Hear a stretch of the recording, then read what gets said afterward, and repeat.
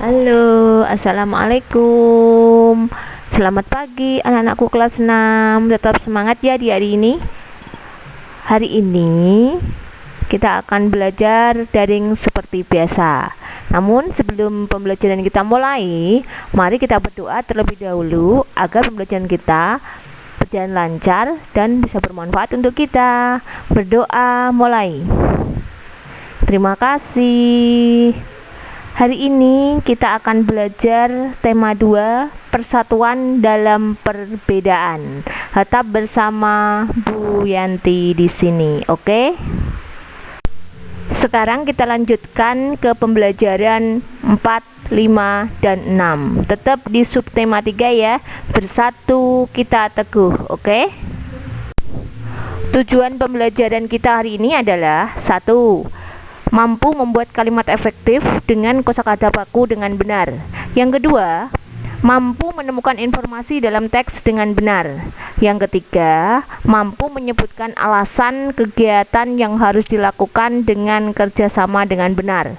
Sedangkan yang keempat adalah mampu menyebutkan usaha yang dilakukan pemerintah Indonesia untuk memperbaiki keadaan ekonomi nasional dengan benar. Oke? Nah, sekarang coba kita temukan informasi yang ada dalam teks berikut ini, yaitu teks mengenai perekonomian di awal kemerdekaan Indonesia. Kita baca, kita cari informasi yang ada di dalam teks ini. Ayo kita coba. Tadi kita sudah belajar tentang keadaan ekonomi pada masa awal kemerdekaan. Sekarang apa usaha-usaha yang dilakukan pemerintah Indonesia untuk memperbaiki keadaan ekonomi nasional? Ya, benar. 1. Konferensi ekonomi pertama dan kedua. Yaitu konferensi ini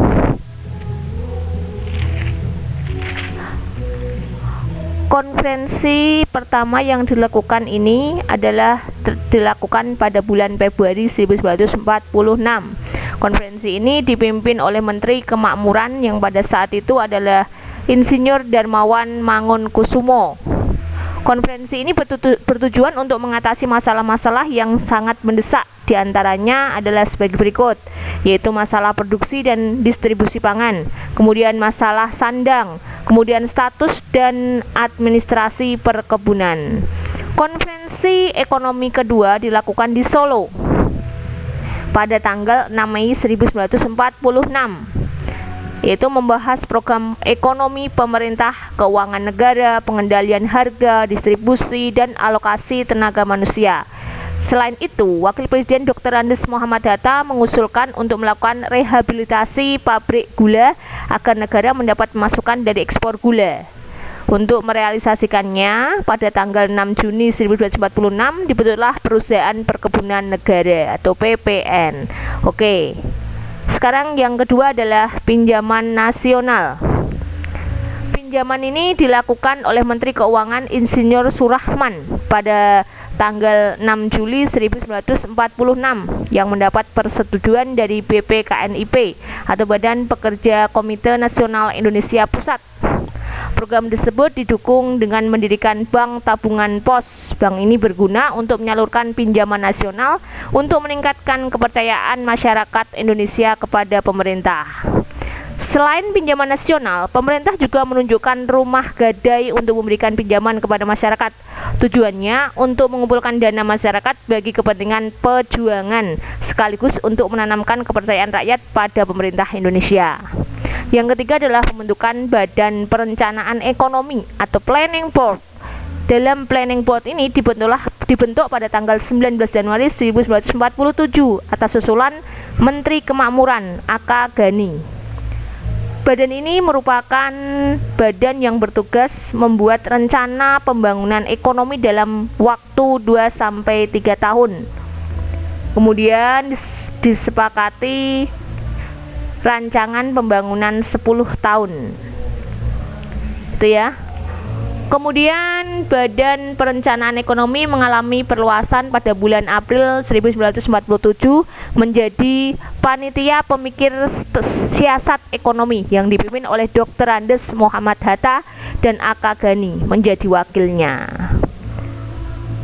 Kemudian yang keempat adalah Rencana Kasimo atau Kasimo Plan. Rencana Kasimo merupakan gagasan dari Menteri Urusan Bahan Makanan I.J. Kasimo. Program ini mewakili tujuan untuk memecahkan masalah ekonomi dalam kurun waktu 3 tahun, yaitu 1948 sampai 1950 secara konseptual, praktis, dan realistis. Itu ya. Ini adalah Rencana Kasimo ini gagasan dari Menteri Urusan Bahan Makanan, yaitu I.J. Kasimo. Oke. Selanjutnya yang kelima adalah pembentukan Persatuan Tenaga Ekonomi atau PTE. PTE ini merupakan organisasi yang dipimpin oleh B.R. Motik. Persatuan Tenaga Ekonomi adalah wadah para pengusaha swasta yang telah berdiri sejak zaman Jepang. Dengan pembentukan PTE diharapkan dapat mengurangi rasa individualisme di antara pedagang dan organisasi pedagang, sehingga dapat memperkukuh kekuatan dan ketahanan ekonomi bangsa. Oke, itu adalah usaha yang dilakukan pemerintah Indonesia untuk memperbaiki keadaan ekonomi nasional. Oke. Selanjutnya kita akan belajar tentang kalimat efektif. Kalimat efektif, masih ingat ya? Apa itu kalimat efektif? Ya, kalimat efektif adalah kalimat yang dibuat sesuai dengan ejaan bahasa yang benar dan menggunakan tanda baca yang tepat. Selain itu, pembuatan kalimat efektif menggunakan pemilihan kata atau diksi yang tepat, sehingga kalimat tersebut mudah dipahami oleh pembaca maupun pendengarnya. Itu adalah kalimat efektif. Nah, kalimat efektif ini mempunyai ciri-ciri. Lalu apa ciri-ciri kalimat efektif? Ciri-ciri kalimat efektif yaitu 1. Mempunyai unsur pokok penting. Unsur, masih ingat unsur-unsur kalimat. Jadi unsur pokok penting itu meliputi subjek dan predikat. Jadi kalimat efektif itu harus ada subjek dan predikat. Minimalnya subjek dan predikat.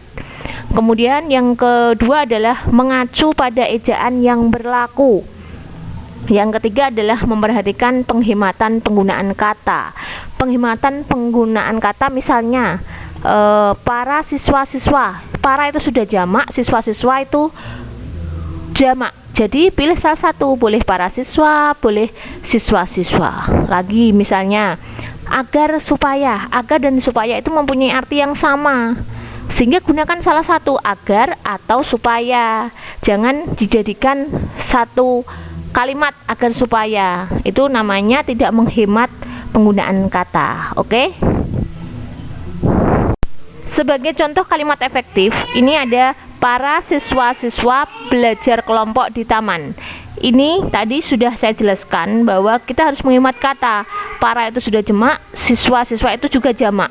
Maka kita bisa menjadikan menjadi siswa-siswa belajar kelompok di taman atau para siswa belajar kelompok di taman. Oke? Nah, sekarang coba kita perhatikan gambar berikut. Ini adalah gambar apa? Ya, benar, gambar mendirikan tenda. Kita tahu bahwa mendirikan tenda ini dilakukan secara bersama-sama. Perlu adanya kerjasama. Mengapa hal itu perlu dilakukan?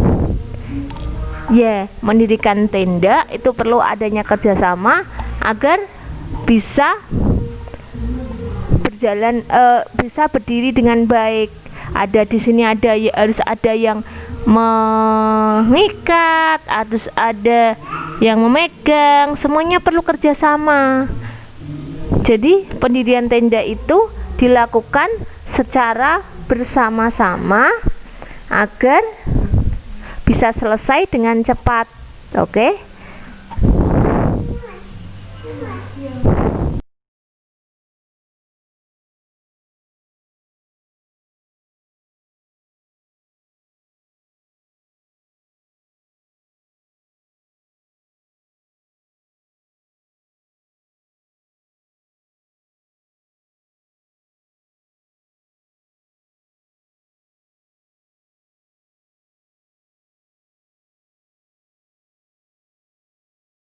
Tadi kita sudah belajar tentang mencari informasi dalam teks. Kemudian kita juga sudah belajar tentang usaha yang dilakukan pemerintah Indonesia untuk memperbaiki keadaan ekonomi nasional.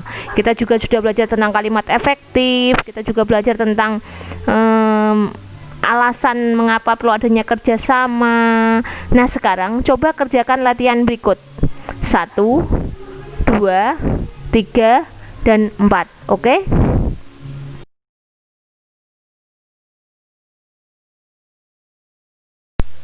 Demikian materi hari ini ya. Semoga materi hari ini bermanfaat untuk kita dan bisa kita terapkan dalam kehidupan sehari-hari kita.